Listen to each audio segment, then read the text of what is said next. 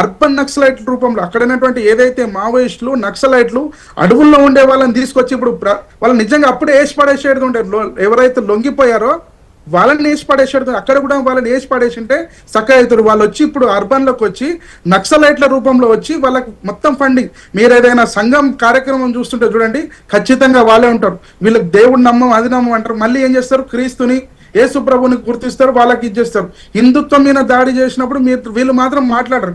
ఏదైతే యేసు ప్రభు గురించి, ఏదైతే మహమ్మద్ ప్రవక్త గురించి మాట్లాడినప్పుడు కానీ, ఏదైతే ఇస్లాం గురించి క్రిస్టియన్ గురించి మాట్లాడినప్పుడు మాత్రం ఉవ్వెత్తున ఎగిసిపడతారు. నిజంగా దళిత క్రైస్తవులు అని అంటున్నారు.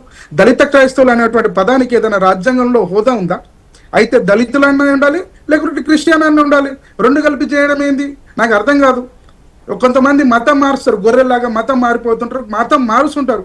మా మతంలో అందరికీ సమానత్వం ఉంది, ప్రభువు అందరికీ సమానం, అందరు ప్రభు దృష్టిలో అందరు బిడ్డలు అన్నప్పుడు మరి అక్కడ పోయినా మీకు ఇంకా దళితులు అంటే ఏంటండి?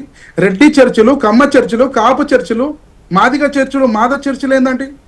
అంటే అందరిని కలిపి చర్చిలు ఏర్పాటు చేయలేరా? మళ్ళీ ఇక్కడ ఉన్నటువంటి హిందువుల్లో ఉన్నటువంటి మీరు ఏదైతే దళితులు అని చెప్పిస్తారో, మళ్ళీ తీసుకొని పోయి క్రిస్టియానిటీలో మీరు దళితులు అనేటువంటి ఒక బిరుదిచ్చి వారికి ఎందుకు అవమానపరుస్తున్నారు? నీకు రిజర్వేషన్లు కావాలి కదా, రిజర్వేషన్లు కావాలంటే యేసు ప్రభువును వదులుకో, క్రిస్టియానిటీని వదులుకో, హాయిగా రిజర్వేషన్లు అనుభవించు. లేదా నీకు యేసు ప్రభువులు కావాలి కదా, క్రిస్టియానిటీ కావాలి కదా, రిజర్వేషన్లు వదులుకో.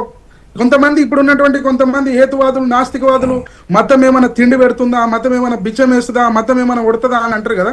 మరి మతం మారితే మీకు ఏమైనా తిండి పెడుతుందా? అవసరం ఏముంది మతం మారడానికి? అదే అనుభవించి ఇక్కడైతే హిందుత్వంలో ఉండి మీకు నిజంగా సమయం మించిపోతుంది. స్వామీజీ కాస్త క్లుప్తంగా వివరించండి. పెడతాను, చెప్తాను, ఒక్క నిమిషం. ఆవేదన, మీరు ఉండదలుచుకుంటే ఇక్కడ ఉండండి. నిజంగా ఎంత పెద్ద కుట్ర జరుగుతుందంటే కేవలం కొంత ఎస్సీ ఎస్టీ సామాజిక వర్గ ఎస్సీల్లో కొంతమందిని ముందుకేసి ఈ పాస్టర్లు కానీ కొంతమంది కానీ అనవసరంగా హిందుత్వం పైన విషంని జిమ్మించి సమాజాన్ని అస్థిరపరుస్తున్నారు. తెలంగాణలోని దేవాలయాలకు కూడా దాడులు జరుగుతున్నాయి. ఎన్ని దేవాలయాలపైన నిరంతరం దాడులు జరుగుతున్నాయంటే అట్లాంటి వాటి మీద ప్రభుత్వాలు కూడా స్పందించలేకపోతున్నాయి. నిజంగా వీటిని వీటికి చెక్ పెట్టాలంటే ఏ విధంగానైతే ఉత్తరప్రదేశ్, అస్సాం హిమంత బిశ్వ శర్మ లాంటి యోగి సర్కార్ ఏ విధంగా అయితే బుల్డోజర్లు నడిపించారో, తెలంగాణలో ఆంధ్రాలో కూడా ఖచ్చితంగా ఇలాంటి దేశ వ్యతిరేకులకు, సంఘ వ్యతిరేకులకు, ఏదైతే అర్బన్ నక్సలైట్ల రూపంలో హిందుత్వం పైన దాడులు చేస్తున్నారో వీళ్ళ ఇండ్ల పైన గనక ఇలాంటి బుల్డోజర్లు నడిపిస్తే రాబోయే రోజుల్లో ఎట్లాంటి హిందుత్వం పైన విషం జిమ్మేటువంటి మాటలు మాట్లాడరు. నిజంగా వాళ్ళు మొదలెట్టారు. నీకు ప్రశ్న రావు, నీకు అవసరం ఏముంది అంతగానం వల్గర్ గా మాట్లాడపండి, దేవాలయాలు దేవతల మీద దేవతల గురించి వ్యతిరేకంగా మాట్లాడడం. కాబట్టి ఒకటే వేడుకుంటున్నా, ధన్యవాదాలు స్వామీజీ, చాలా అద్భుతంగా. రాబోయే రోజుల్లో ఖచ్చితంగా మీరు హిందుత్వం పైన విషం జిమ్మేటువంటి మాటలు బంద్ చేసుకోవాలి. లేదంటే రాబోయే రోజుల్లో తీవ్రమైనటువంటి పరిణామాలు ఎదుర్కోక తప్పదు. యావత్ హిందూ సమాజం నుండి హిందూ సమాజం మేల్కొంటుంది. ఖచ్చితంగా ఈ హెచ్ఎంటీ వేదికగా మేము చెప్తున్నాం, ఒకటే హెచ్చరిక చేస్తున్నాం. హిందూ వ్యతిరేక శక్తులు ఏవైతే పనిచేస్తున్నాయో ఖచ్చితంగా మీరు నోర్లు మూసుకోవాలి. లేకుంటే రాబోయే రోజుల్లో యావత్ హిందూ సమాజం మీకు తగిన బుద్ధి చెప్తుందని చెప్పేసి ఈ సందర్భంగా తెలియజేస్తున్నాం. చాలా అద్భుతమైన విశ్లేషణ ఇచ్చారండి. శ్రీనివాసానంద సరస్వతి గారు, క్లుప్తంగా ఒక మాటలో చెప్పండి, మనం ఎలా మేల్కోవాలి? గారు, వారికి ఈ దేవ పట్ల విశ్వాసం లేదు, మన హిందూ సనాతన ధర్మం పట్ల విశ్వాసం లేని వాళ్ళు ఎందుకు ఈ దేశంలో ఉండాలి? మన మధ్యలో ఉండాలి. నిజంగా ఈ సమాజం మంచిది కాదు. మన రాముడు, మన భారత గ్రంథాలు, మన ఇతిహాసాలు వీళ్ళకి నచ్చరు. హిందువులంటే గిట్టరు, వ్యాపారాలు కావాలి, హిందువుల మధ్యలో నివసించాలి, మన సౌకర్యాలు వాడుకోవాలి, హిందుత్వం మీద విషయాన్ని చిమ్ముతారు. మీకు నచ్చినప్పుడు పోండి, ఇతర దేశాలు పోండి, ఏ పాకిస్తాన్కు పోండి, బంగ్లాదేశ్కు పోండి. ఇక్కడ ఎందుకు ఉండాలి? ఈ సనాతన ధర్మం మీకు నచ్చినప్పుడు మన మధ్యలో ఎందుకు ఉండాలి? వంశీ గారు, ఎందుకు ఈ నాటకాలు? అప్పుడు కట్టి పెట్టేయండి, వెళ్ళిపోండి, జాగా ఖాళీ అవుతుంది. అంటే ఎంతకాలం హిందువులు సహనానికి పరీక్ష పెడతారా? ఏదైతే మన జీన్స్ లో మనకు మహర్షులు అందించారో ఆ పరమత సహనం మనకు ఉన్నది. అన్ని మతాలు సహనమే మన బలం, అదే మన బలహీనతగా కూడా మారుతుంది. బండారు రామ్మోహన్ గారు, మీరేం చెప్తారు? వంశీ గారు, ఒకటే సార్ నా ఉద్దేశం ఏంటంటే, మతం అన్నది నా కంటికి మసకైతే మతం వద్దు, గీతం వద్దు, మాయా మార్గం వద్దు అన్నది.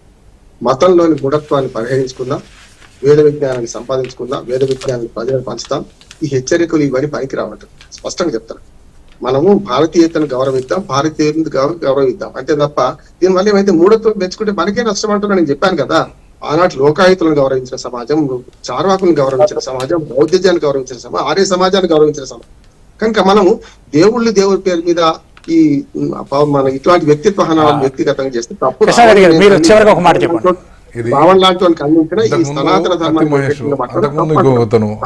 ఇంకొకరు ఇట్లా సమయానుకూలంగా ఒక్కొక్కరిని ప్రొజెక్షన్ చేసుకుంటా, ఒక్కొక్కరికి కూడా ఫండింగ్ చేసుకుంటా, ప్రతి కాలానుగుణంగా ఒక్కొక్క విలన్ని తయారు చేసుకుంటూ వస్తున్న ఒక వ్యవస్థ ఒకటి ఉంది. ఆ వ్యవస్థనే ఈ ప్రశ్నారావుని తయారు చేసింది. ఆ వ్యవస్థనే అంతకుముందు ఉన్న ఆర్ఎస్ ప్రవీణ్ కుమార్ని తయారు చేసింది. అంతకుముందు ఉన్న వ్యవస్థనే కత్తి మహేష్ని కానీ, లేకపోతే ఇప్పుడు ఉన్నటువంటి వీళ్ళందరినీ కూడా ఎడ్వర్డ్ రాజ్, ప్రకాష్ రాజ్, కమల్ హాసన్, తర్వాత మన తులసి చందు, లేకపోతే ఇంకోరు, వీళ్ళందరినీ కూడా స్పాన్సర్ చేసుకుంటూ వస్తూ ఉన్నారు. వీళ్ళందరికీ కూడా అంతకుముందు ఉన్నటువంటి జీవన శైలి చూస్తే, ఇప్పుడున్న వారి జీవన శైలి చూస్తే వాళ్ళకి ఏ విధంగా డబ్బులు ముట్టినాయి, వాళ్ళకి ఏ విధంగా డబ్బులు అందుతూ ఉన్నాయి, వాళ్ళు ఎట్లా హిందుత్వం మీద విషం చిమ్ముతూ ఉంటే వాళ్ళకి ఎందుకు డబ్బులు వస్తూ ఉన్నాయి. దీని వెనుక ఉన్నటువంటి గుట్టును పట్టుకోవాలని నేను కోరుతా ఉన్నాను ప్రభుత్వం. చాలా అద్భుతమైన విశ్లేషణ అండి. రవీందర్ రెడ్డి గారు చివరిగా చెప్పండి, ఏం జరగాలి? ముఖ్యంగా నేను చెప్పదలుచుకునేది ఏంటంటే, హిందువులు ఐకమత్యం కావాలి, హిందూ ఓటు బ్యాంకుగా మారాలి. ఎప్పుడైతే హిందువులు ఐకమత్యంగా ఉంటారో వీళ్ళందరికీ బుద్ధి చెప్పొచ్చు. కేవలము ఇది ఓటు బ్యాంకు రాజకీయమే జరుగుతూ ఉంది. మతతత్వాన్ని అడ్డు పెట్టుకొని ఓటు బ్యాంకు చేసుకొని ఇవాళ భారతదేశాన్ని విచ్ఛిన్నం చేసే శక్తులకు మనం చెక్ పెట్టాల్సిన అవసరం ఎంతైనా ఉంది. కాబట్టి జాగో హిందూ జాగో, హిందువు మేల్కోండి. మీరు ఎప్పుడైతే ఓటు బ్యాంకుగా మారుతారో అప్పుడే మన రాజ్యాంగం కానీ, మన సనాతన ధర్మం కానీ కాపాడుకోవచ్చు. ఉదాహరణ మన జరిగినటువంటి బెంగాల్ చూసుకోవచ్చు. కాబట్టి మనము ఐకమత్యంగా ఉండాల్సిన అవసరం ఎంతైనా ఉందండి.